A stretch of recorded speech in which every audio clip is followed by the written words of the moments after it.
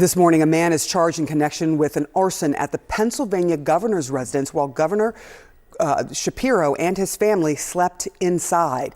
Pennsylvania State Police said that Shapiro and his family were evacuated around 2 o'clock Sunday after the home was set on fire. No one was injured, but as you can see, the fire caused significant damage to the home. We do know that this attack was targeted. We don't know the person's specific motive yet, but we do know a few truths. First, this type of violence is not okay. Joining me now, CNN's Jean Casares. Wow, this is, Josh Shapiro. They were sleeping in the home. They had just celebrated Passover, and someone set their home on fire. What can you tell us? Well, we've got the criminal complaint now, and in fact, we have got a lot of information. First of all, the charges. The top charge is attempted homicide. Wow. That this person tried to kill the people inside with these homemade incendiary devices. Next, aggravated arson. We also have burglary of a home. And then we have, as the fifth count, terrorism. Cody Balmer is the name of the suspect who has been arrested. He actually had a friend of his, a female, call police to tell them he wanted to turn himself in. He turned himself in. He was given his Miranda rights, but he started to talk. Here's what we know. He said that he walked about a mile to get to the house, and that's when he he jumped the fence, threw the first incendiary device into a room. Police tell us that was the piano room, and then it took off. And then he went to the second window he saw and threw a second incendiary device in. That would be the dining room. It took off. He said it was Heineken beer bottles that he had put gasoline in. He jumped through the second window. He was actually in the mansion at that point, and then finished his business and left. He was asked by police, did you believe that somebody was going to be asleep in the house at that time? He said, yeah, I knew that was a possibility. That's important. Yep. State of mind, yep. That goes to intent to want to kill who was ever in that home. He said he hated the governor. Now, motive is not in this description right here. He may have told them more, but they don't need motive. They need the elements. But here is what the governor had to say the family was doing the night before. Hear me on this. We celebrated our faith last night proudly, and in a few hours, we will celebrate our second Seder of Passover again proudly.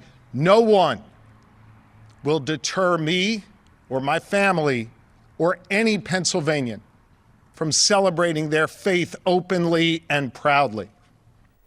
So then the police also asked the defendant, what would you have done if the governor had confronted you in the mansion? He said, I would have taken my hammer and I would have started to hit him. And they found, Sarah, a sledgehammer at his home. That is terrifying. Jean, I know you got this information just a few moments ago, and you really sort of broke down why terrorism is one of the charges there. I'm sure we will be learning more. Thank you so much for that. It was great. CNN's Danny Freeman has more now from Philadelphia.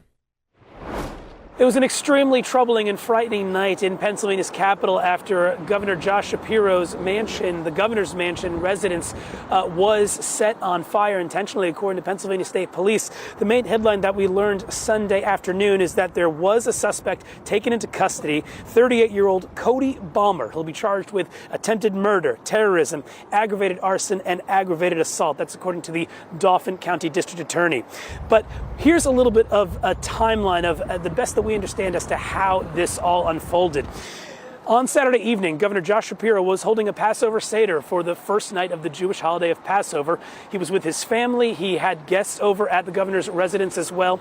They all then went to sleep. And then at some point in the middle of the night, just before 2 a.m., Pennsylvania State Police say this man, Balmer, jumped a fence at the governor's residence, evaded state troopers who at that time actually realized that there had been a breach. The man was then able to break into the residence, set fire to the residence, escape then by jumping back back over the fence. He had homemade incendiary devices on him, according to Pennsylvania State Police.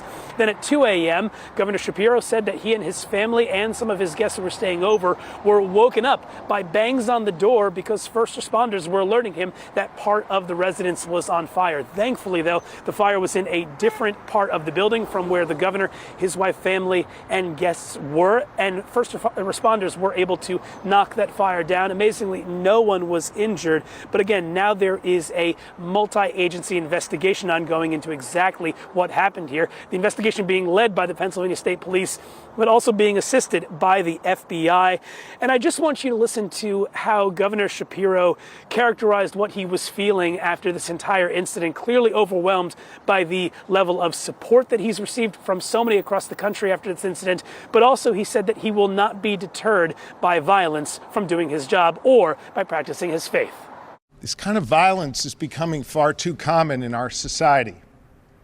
And I don't give a damn if it's coming from one particular side or the other, directed at one particular party or another, or one particular person or another. It is not okay. Now, Pennsylvania State Police investigators say that this investigation is ongoing, and they're also reviewing security protocols at the governor's residence. At this time, CNN has not been able to get in contact with an attorney for Balmer. Danny Freeman, CNN, Philadelphia. What questions do you still have? What is standing out to you? Well, the biggest thing is everyone's going to ask, how could he get over the fence and into the house without the troopers finding him? As you look at the property now, it's actually fairly decent from the fence line to the house.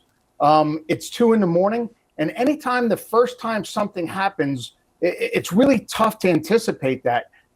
No one's ever broken over the fence and lit the residence on fire. So that's not what they're expecting. They probably had some type of protrusion alarm that someone got over, and they were looking for someone who was on the grounds, maybe looking to, do some graffiti or something along those lines, because they haven't had something this serious. So I think when they look at the after action, and they're going to be very critical, they're going to need technology, sensors, lighting, motion detection lighting to help them do it, have a dog on presence, up the number of people that are on the residence in the middle of the night, because now it's coming to the point where this is going to be prevalent. Violence is starting to happen. As Andy McCabe said last time, there's no federal domestic terrorism charges. There are state ones. So that's going to come into play on the prosecution side.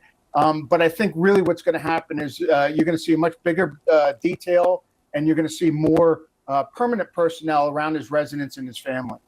It is so striking to know that this person was able to make it inside the governor's residence. And the way they were describing this, that this person, they said, was quite methodical in how they did this. They had these homemade incendiary devices, as you and Danny noted, and then they were back over the fence, and that they were apprehended, I believe, just a little time ago.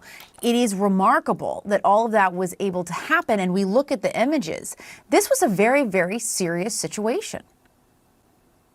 Oh, absolutely. If he had a better layout of the house and understanding maybe where they're at, and he was more determined to actually do harm to them, I think you could have a very different situation. I think probably when he went in and lit the fire, the people that were on call at that time were going directly to the family to get him out. And it probably lessened the number of people that were able to look for him, because you want to deal with his safety first. I think you're going to see a lot bigger presence when they get this house repaired and he goes back in there, that they're going to have more permanent personnel around there. They're going to have probably dedicated people, and then you're going to have to harden the entries and like that. So when I do security assessments, that's what I look at. If someone gets over the first barrier, how long does it take them to get to the next barrier? How quickly can they get through that? Because that all determines what you have to put in place to understand that if someone's motivated and they want to get in there, how fast they can do it. And we again don't know the motive yet. We do know, as the governor said, he says this was a targeted attack. That's what law enforcement and the DA also said. What do you read into that at this point? I think they've talked about religion only because, one, he just made a post about Passover. And I think that's the one that sticks out the most.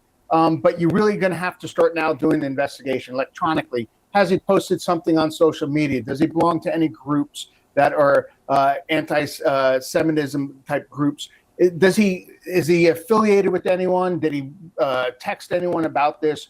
Also look at when he bought these items to make these incendiary devices, because you look at when the governor posted that photo to how quick, and depending on the devices he had, how quick he could make them. He may have already had this in plan, and it just happened to be that he posted the pictures and people are linking it to it. But also look at some of the laws he just passed and some things that happened. But that's where the investigations are going to come in to put motive. And they did allude to the probable cause warrant that's going to be coming out. And it may have something that he said that really gives the authorities the idea of why he did it. Yeah. And they said we should have that in the next, they said several hours. We will see if that transpired, but certainly more details to come. Rob, thanks so much. We appreciate it.